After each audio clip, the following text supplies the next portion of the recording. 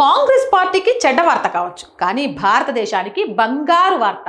America అధ్యక్షుడు Trump $300 billion చారిత్రాత్మక ఇంధన ఒప్పందాన్ని ప్రకటించారు. టెక్సస్లోని బ్రౌన్స్ విల్లేలో 50 సంవత్సరాలలో అమెరికా తన మొదటి కొత్త చమురు శుద్ధి కర్మాగారాన్ని ప్రారంభించింది.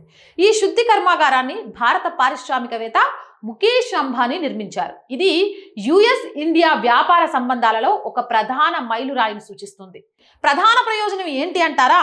ఒక భారతీయ కంపెనీ అమెరికన్ ఇంధన మార్కెట్లో నేరుగా బలమైన పట్టును ఏర్పరుస్తుంది.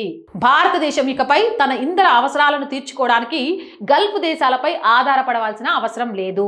రిలయన్స్ ఇప్పటికే వెనిజులా చమురు కోసం ఒప్పందాన్ని పొందింది. యునైటెడ్ స్టేట్స్ ఇరాన్లో అనుకూలమైన ఫలితాన్ని సాధిస్తే రిలయన్స్ అక్కడ కూడా ఉనికిని ఏర్పరుస్తుంది. భారతదేశానికి నిజంగా మంచి రోజులు దగ్గరలోనే ఉన్నాయి. తెల్లవారక ముందే చీకటి ఎప్పుడూ లోతైనదే అనిపిస్తుంది.